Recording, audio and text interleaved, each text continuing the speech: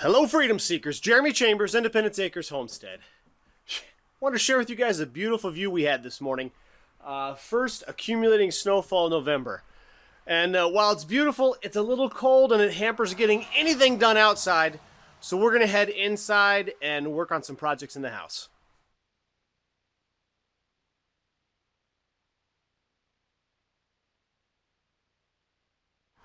So usually at this point in the video, I'm walking outside to go get work done, but instead we're going to be walking inside. You know, nothing better on a cold, snowy day than to work on making some comfort food. And so we're going to head inside, and got a couple projects going on. First is Shelly's busy making banana muffins, so the kitchen smells very banana-y. Well, it kind of also smells a little pork belly-ish because I made pork belly for breakfast. And then what else we got going on is the boys are going to work on peeling some quail eggs. As I said in our last video, we're kind of overrun with quail eggs right now, so we're trying to figure out a way to use some of them up. And one of those ways is going to be making some pickled quail eggs. This is going to be our first time trying it. We do like pickled chicken eggs, so we're going to give this a shot and see how it goes, and hoping for good results. And then I'm going to be working on making some kimchi. We like to have homemade kimchi, because we can control what goes into it. We control the amount of heat on it. So that's those are the three projects we're working on. We got banana muffins, pickled quail eggs, and kimchi. Looking forward to sharing this process with you today as we get all of these comfort foods made. So the process for making the kimchi starts with getting some Napa cabbage, and we're going to get that cut down into smaller bite-sized squares.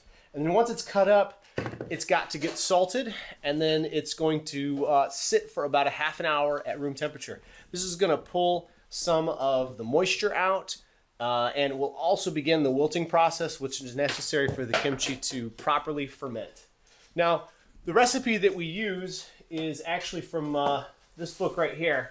It's from Michelle Tam, Nom Nom Paleo, Ready or Not. 150 make ahead, make over, and make now recipes from Nom Nom Paleo. And it's got a great paleo kimchi recipe in there. We do modify a couple things in it just because we can't always find the Asian pears in her recipe. And then we also adjust the heat for our own liking. But it's a good recipe to start with. So if you have not made kimchi before, I recommend picking up this book and using this recipe.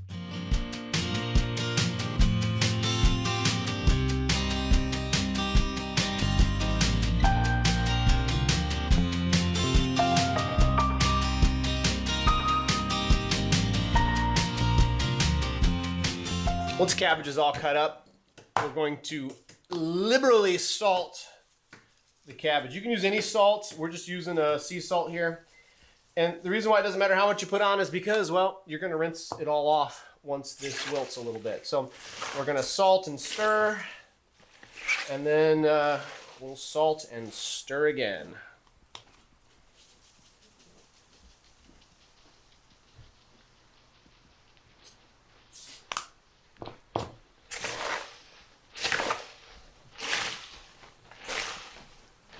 All in all, it's going to be about 3 tablespoons of salt. But I don't measure. I just go for it. Hey boys, having fun peeling these quail eggs? Not really. Okay, so... I am having fun, but I hope I crack some soon. So, okay, they're not fun to peel, but do they taste good? Yes. Luke had more than me. All I had was 1. How many have you eaten, Luke? 2. What? You guys were supposed to be peeling these to eat, to pickle them, not to eat them. Sorry, we cracked them to the yolk. So we've got all the eggs peeled, but we're about 8 short, and here's why. He swore he was full and he wasn't going to eat anymore, but now we've got a few less than what we started with. All right, so eggs are all peeled, and we're just going to give these a rinse. Set them out on a paper towel to dry for about 5-10 minutes, and then they're going to just go in a jar while we get the brine ready. So the kitchen is a flurry with activity. We got dishes going, banana muffins, and let's see. We go ahead and got the quail eggs peeled in a jar. They're going to refrigerate for a little bit while we're getting the brine going. So making the brine is going to be fairly basic. We're going to do about a half cup of water, just nice regular filtered water, a cup of white vinegar. We're going to do about a teaspoon of dill seed, teaspoon of black peppercorn, and maybe a half teaspoon of mustard seed. I don't know. We'll see. I might play with those as we go on. And a teaspoon of salt. We're just, once again, using sea salt. We're going to put it all in the pan here, and we're going to let it boil for about a minute, just until all the salt is dissolved. Oh, and of course, garlic. 2 or 3 cloves. I am just going to give them a quick crush, just to help them break open and release their wonderful essence into the brine.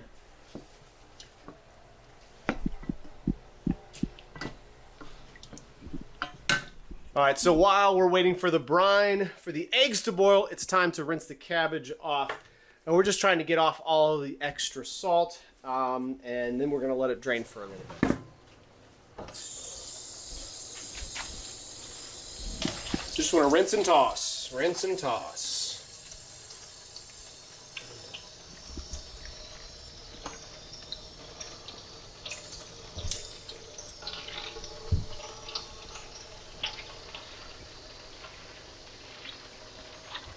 All right.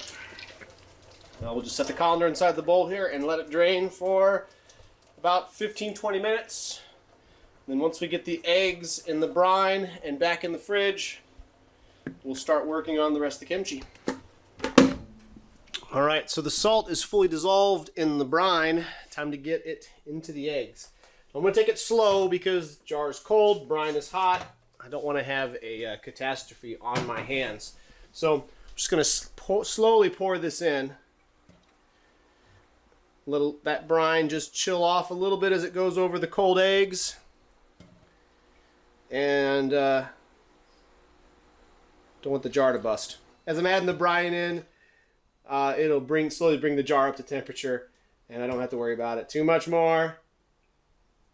Right, so I'm just going to do a quick touch. Oh yeah, it's warm enough. Don't want to lose any of these yummies.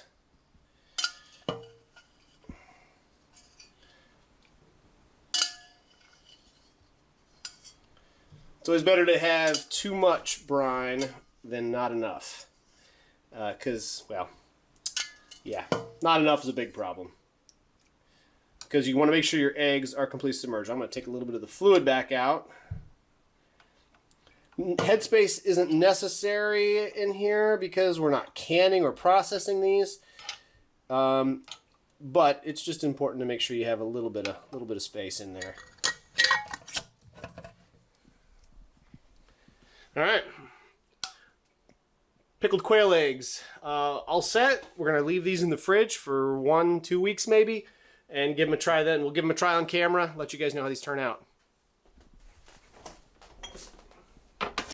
Ruby wants to remind you, don't forget to like and subscribe.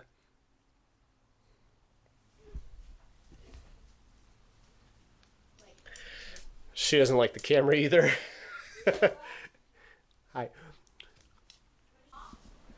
So while the cabbage is still draining, we're going to go ahead and start getting the sauce that goes into the jars with the cabbage to actually make the kimchi.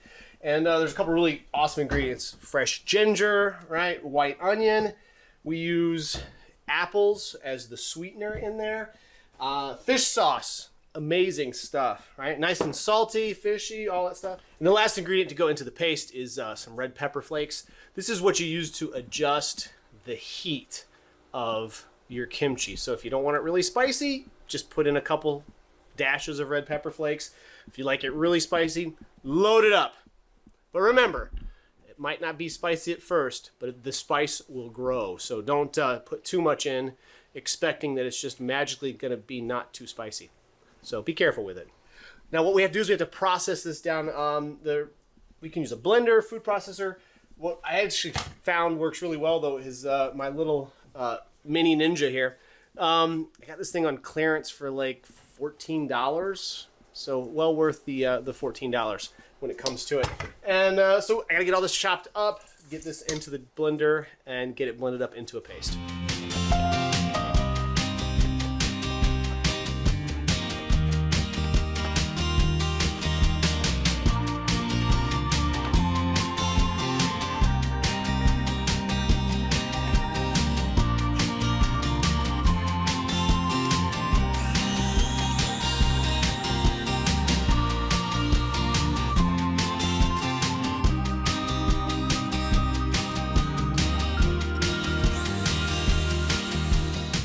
Then all those ingredients get blended until it creates this very strange smelling paste. This is not something that you would want to eat by itself, but for some reason, with the magic of fermentation in cabbage, this ends up tasting amazing. But man, apple, onion, fish sauce, ginger, and pepper flakes, just, it doesn't smell very appetizing.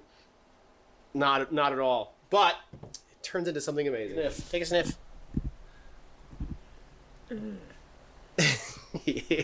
Oh, somebody doubted that it didn't smell good. All right, so next step is just going to be slicing up red pepper, carrot, and garlic. This is going to go into the with the cabbage, and the brine is going to go in fresh. So, and then we're going to mix it all up. Oh.